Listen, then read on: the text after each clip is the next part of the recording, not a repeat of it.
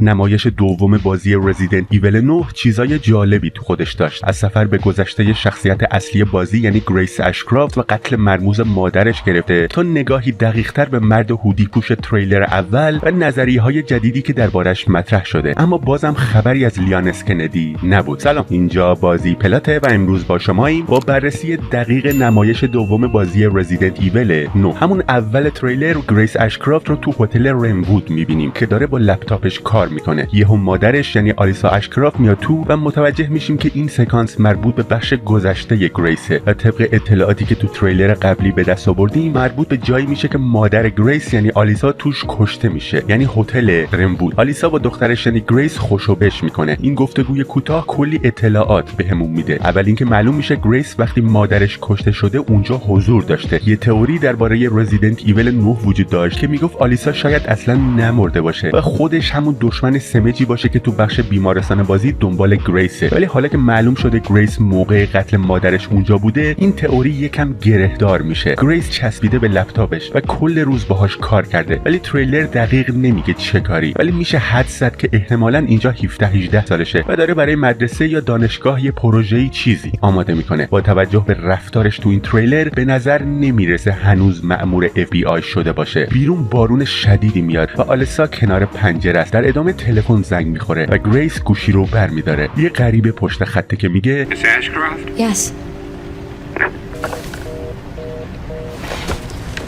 اون غریبه تماس رو قطع میکنه. بعد از اینکه اون مرد تلفن رو قطع میکنه یهو برق میره. What the?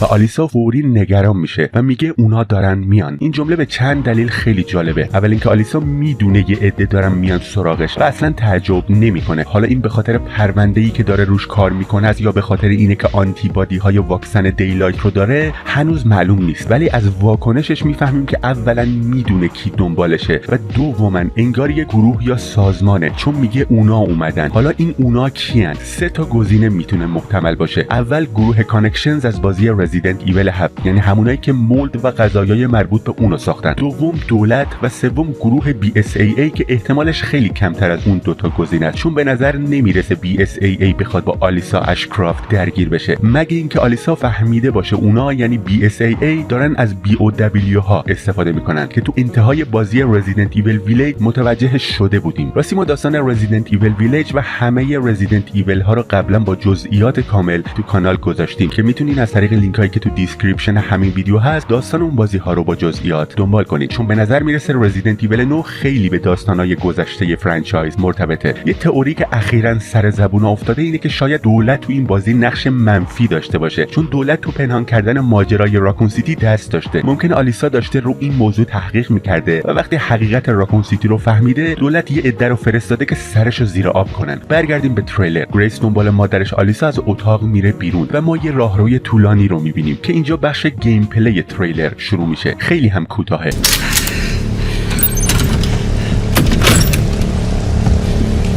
Stay close. Mom, wait! Grace, keep moving.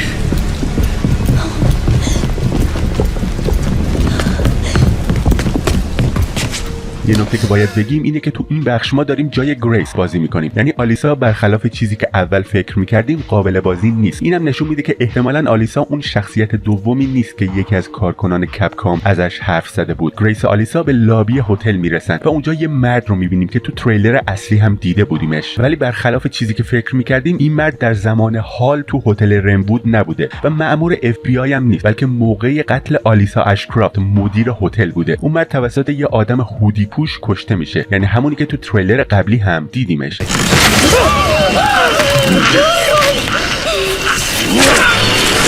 وقتی دوباره به حالت چهرش نگاه میکنیم خیلی بعید به نظر میرسه که لیام باشه. با توجه به نوع رفتار سادیستیکش ممکنه لوکاس بیکر یا نیکولای رزیدنت ایول 3 یا البته خود آزول ای اسپنسر مؤسس آمبرلا باشه. وقتی به استخون گونه و حالتهای صورتش نگاه میکنیم به لوکاس و نیکولای از نظر فیزیکی شباهت داره، یا حتی خود آزول ای اسپنسر، البته ورژن جوانترش. اما چند تا مشکل وجود داره. میدونیم که لوکاس کشته شد و نیکولای هم انگار تو ریمیک رزیدنت ایول 3 همین بلا سرش اومد. شاید لوکاس مثل اولین، یعنی همون دختر کوچیک رزیدنت ایول 7 تو شبکه مگا مایسیت بود و بعدن توی بدن دیگه زنده شد. اگه این لوکاس باشه شاید گروه کانکشنز فرستادنش اینجا که یا به خاطر پرونده‌ای که آلیسا داره روش کار میکنه و یا به خاطر پادتنای واکسن دیلایت اونو گیر بندازه. نظریه‌هایی وجود داشت که میگفت برندن بیلی یعنی یکی از اعضای اصلی سابق آمبرلا دشمن اصلی بازیه و همون مرد روی صندلی و هودی پوشه. ممکنه این نظریه درست باشه. برندن بیلی یه ویروس شناس شاگرد دکتر جیمز مارکوس، یکی از مؤسسای اصلی شرکت آمبرلا بود که اونم یکی از بنیانگذاران شرکت داروسازی آمبرلا شد. مثل خیلی از بنیانگذارای دیگه بیلی هم به دستور آزول ای اسپنسر، مدیر عامل شرکت، از تاریخ رسمی آمبرلا حذف شد. بعد از این ماجرا اون گروه کانکشنز رو تأسیس کرد. همونطور که تو ویدیوی قبلی هم گفتیم اون مرد هودی پوش میتونه خود آزول ای اسپنسر باشه، اما از طرفی اون میتونه نیکولای هم باشه. کپکام در انتهای بازی ریمیک رزیدنت ایول 3 یه جورایی نشون نداد که نیکولای کشته میشه. درسته که جیل بهش شلیک کرد و نیکولای تیر خورد و راه فراری از شهر قبل از بمبارون نداشت، ولی خیلی عجیب بود که کپکام نذاشت جیل اونو بکشه. از اون گذشته کپکام یکم داستان ریمیک رو عوض کرد و انگار نشون داد نیکولای برای یکی بیرون از آمبرلا کار میکرده که تو بازی اورجینال اینجوری نبود. شاید نیکولای کل این مدت برای دولت کار میکرده و فرستادنش که آلیسا رو که زیادی درباره حقیقت راکون سیتی فهمیده سر به نیست کنه. بعد از این صحنه گریس آلیسا رو نزدیک خروجی اضطراری میبینیم در حالی که برق هم دوباره اومده. مشخصه که تریلر برش خورده و به نظر میرسه اینجا کلی گیم پلی جا افتاده که توش ما جای گریس بازی میکنیم و باید از اون مرد هودی پوش فرار و برق رو وصل کنیم. آلیسا سعی میکنه گریس رو آروم کنه. یه دیالوگ دیگه از آلیسا میشنویم که تو تریلر قبلی هم بود.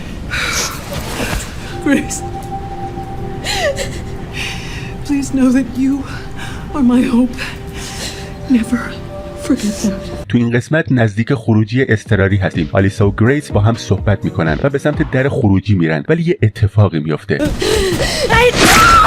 یه دست پشت آلیسا ظاهر میشه و ظاهرا اونو میکشه. اما کی آلیسا رو کشته؟ هر چقدر تصویر رو روشن کنیم هم فقط یه سایه با یه سلاح میبینیم. ساده ترین جواب احتمالاً همون مرد هودی پوشه، ولی بازم نمیتونیم مطمئن بگیم یا ردش کنیم. به هر حال آلیسا تو این لحظه به گریس میگه فرار کنه چون خروجی پشت سرشه. گریس چاره‌ای جز فرار کردن نداره و مادرشو جا میذاره. اما از طرفی چون این صحنه درست نشون داده نمیشه ممکنه آلیسا به یه شکلی هنوز زنده باشه و شاید بدنشو اون مرد برده باشه برای یه سری آزمایش. عجیبه که کپکام این صحنه رو کاملا سیاه کرده وقتی آلیسا به قول خودشون کشته میشه. اگه اینجوری باشه یعنی تئوری پنهانکاری دولت میتونه درست باشه، چون بعد از اینکه گریس اونجا رو ترک میکنه باید یه جوری بدن آلیسا رو عوض کرده باشن تا گریس فکر کنه مادرش واقعا کشته شده. ولی طرف دیگه ماجرا خیلی ساده تره. آلیسا جلوی چشم گریس کشته میشه. با تموم این صحبت‌ها باید صبر کنیم و منتظر نمایش‌های بیشتری از این بازی باشیم. نظر شما چیه؟ آیا بالاخره از لیان رونمایی میکنن یا نه؟ تو قسمت کامنت‌ها برامون بنویسین.